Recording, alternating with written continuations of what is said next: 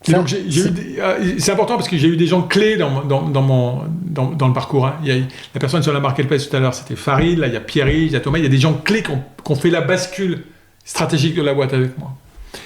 Et on développe ça. Et ces logistiques cartonnent tout de suite. Et prend le marché de la livraison, de l'encombrant sur le dernier kilomètre.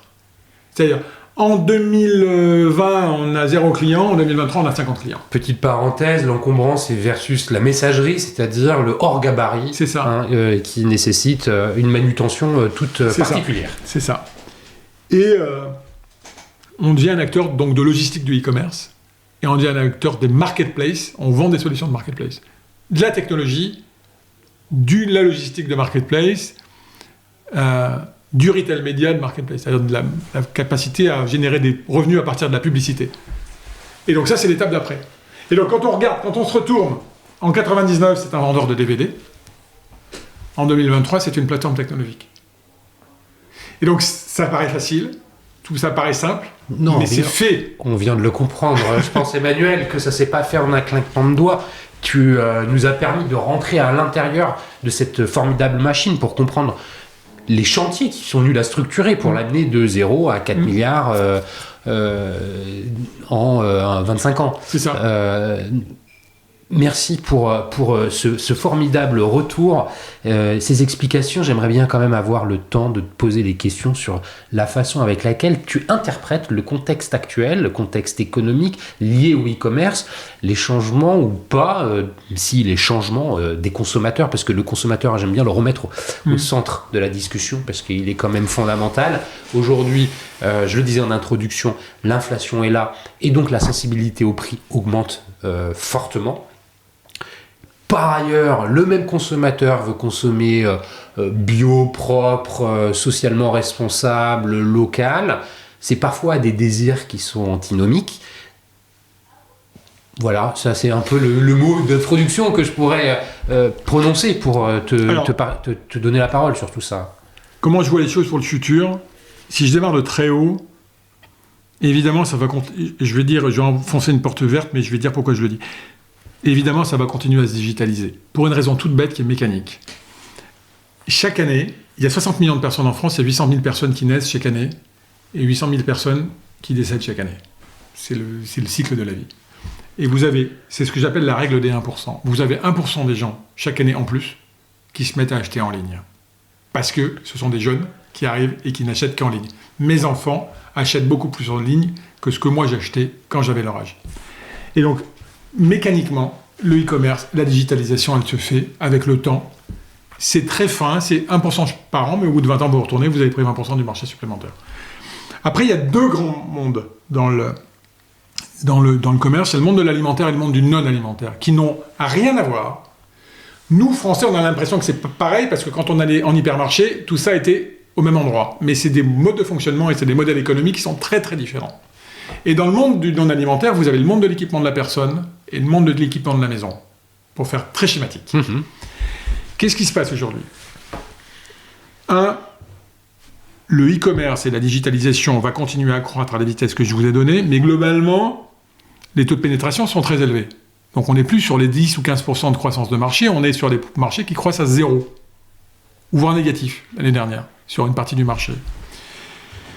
2, vous avez un sujet de pouvoir d'achat qui fait que les gens arbitrent. Ils arbitrent l'alimentaire, évidemment, avant le non-alimentaire. 3, vous avez un sujet de discours RSE, préservation de la planète, qui porte ses fruits. Qui fait qu'à un moment donné, les gens se disent consommer c'est bien, mais en fait, finalement, pour la planète, c'est pas bien.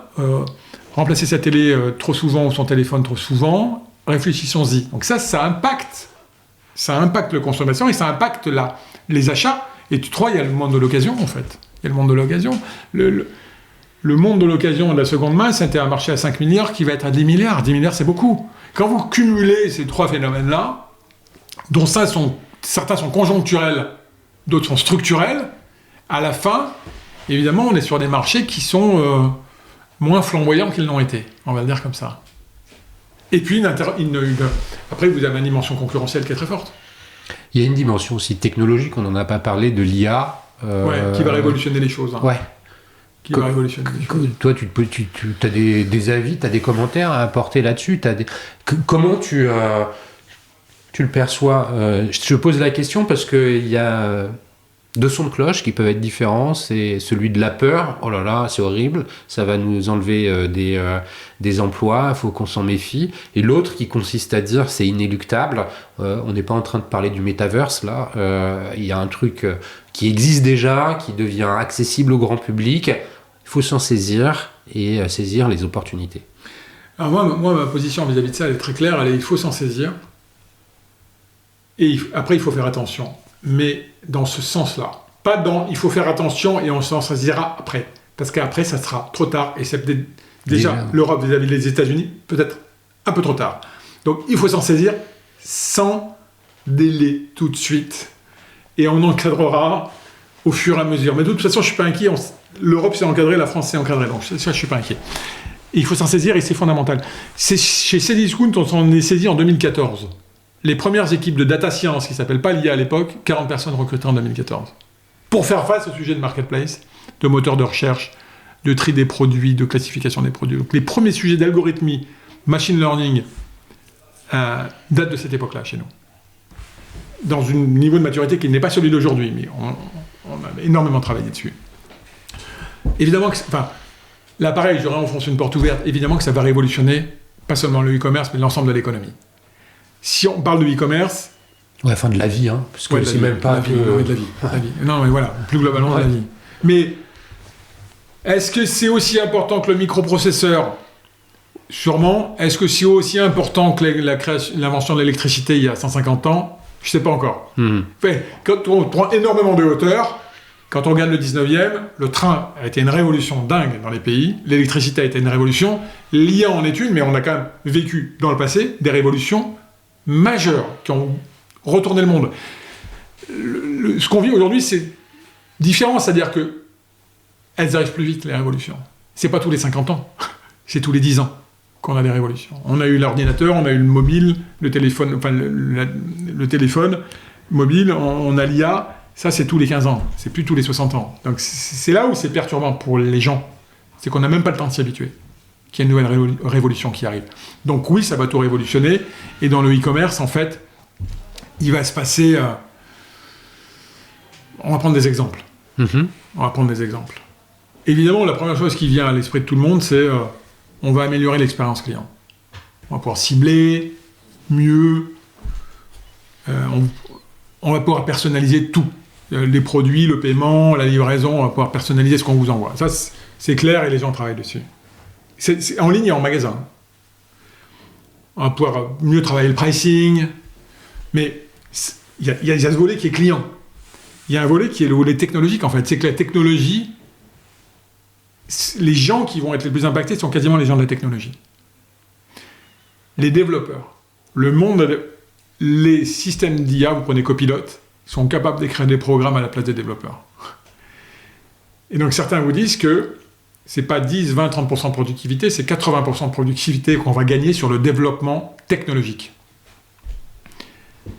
Donc, il y a des métiers entiers qui vont devoir se réinventer dans notre monde.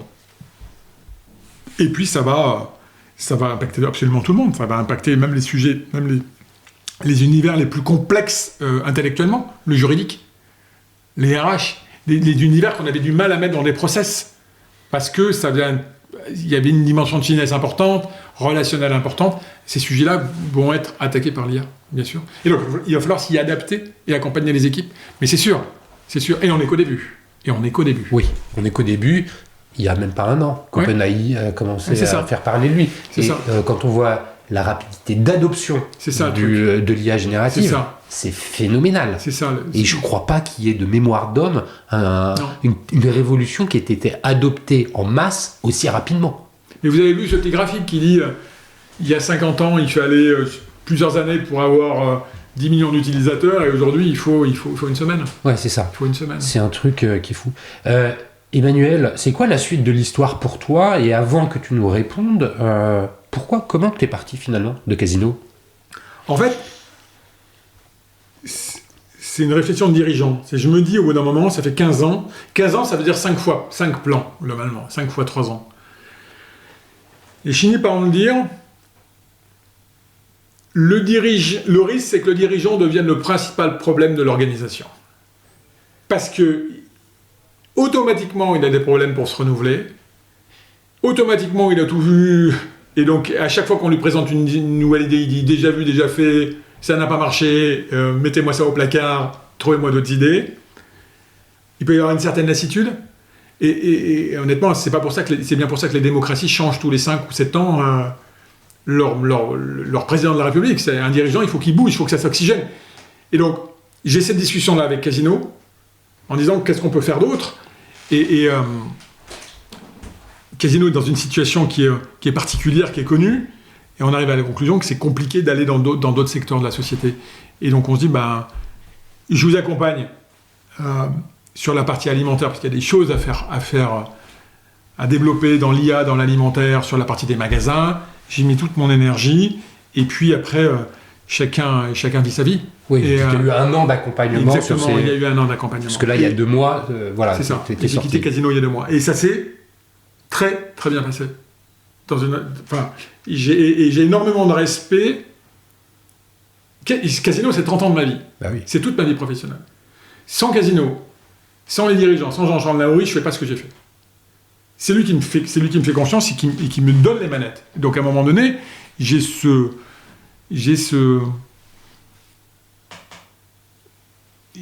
dois quelque chose. Enfin, j'ai travaillé, mais à un moment donné, une reconnaissance. J'ai cette reconnaissance, c'est exactement le mot. J'ai cette reconnaissance vis-à-vis des gens qui m'ont accompagné, et en particulier l'actionnaire. Ok, ça c'est la raison pour laquelle tu pars. Merci de nous la partager.